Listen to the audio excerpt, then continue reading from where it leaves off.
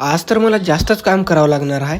तर काय चलय गावकरी मित्रांनो, मी तुमचा नितीन. आता काही दिवसापासूनच आपलं माळरान वगैरे सगळं काही नीट करून ठेवलं आणि आपलं आंब्याचं रोप पण काही आणणं झालं. आणि हे रोप इथपर्यंत पोहोचायला आपल्याला रानामध्ये रोप नेऊन ठेवायला एवढे पापड बेरावं काही सांगताच सोय नाही. आणि ज्या दिवसाची आपण वाट बघितली होती तो दिवस पण आला. तर आज होता आपला आंबा लागवड करायचा 17वा दिवस. मग काय आता आंबा लागवड करण्याचं सगळं काही साहित्य घेऊन आपण शेतामध्ये आलो. आणि सर्वात पहिले तर आपल्या वावरामध्ये आल्यानंतर आपलं कोणतं बी शुभ घडीचं काम राहतं ना, ते आपण पूजा केल्याशिवाय काही करतच नाही. म्हणूनच आहे ना, आपल्या मोठ्या भावानं सगळ्या रोपायची पूजा ती करून घेतली. एवढ्या तिकडे तर अरुण भाऊचं पण आगमन झालं. का आता आपल्याला तर काही खड्डे मारायची मशीन काही चालवायला येत नाही. ह्याच्यामध्ये अरुण भाऊ एकदमच परफेक्ट आहे. काही जण असे म्हणले की या ढोणगाळ्यामध्ये काही खड्डा पण पडणार नाही. आणि माणसानं जर खड्डा जर पाडायचा जर म्हणलं ना, ते म्हणजे कसं होऊ लागलं, आपला 35 लाख का तर इन्व्हेस्टमेंट 36 लाख का घाटा काय सेवा.